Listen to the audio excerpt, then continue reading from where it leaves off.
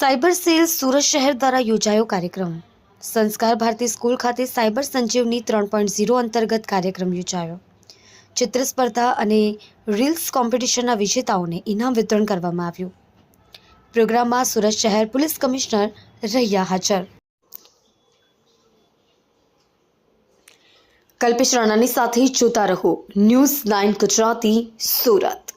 આજે એક પ્રોગ્રામનો जो समापन છે જેમાં રીલ બનાવવાના કોમ્પિટિશન અને ચિત્રકારીના કોમ્પિટિશન જો અમારા અલગ અલગ સ્કૂલના જો બાળકો તરફથી અને આપણા શહેરના લોકો તરફથી ભાગ લેવામાં આવ્યા એના બધા આજે ઇનામ વિતરણના કાર્યક્રમમાં અહીંયા અમારા મંચ વિરાજમાન તમામ અમારા અધિકારી મિત્રો ડીઓ સાહેબ અને અમારા સ્કૂલમાં કરતા હતા ઇટલિયાભાઈ અહીંયા શિક્ષકગણ અને અમારા જેના થકી આગળ કાર્યક્રમ સક્સેસ થયેલા છે અમારા નાના મિત્રો છે।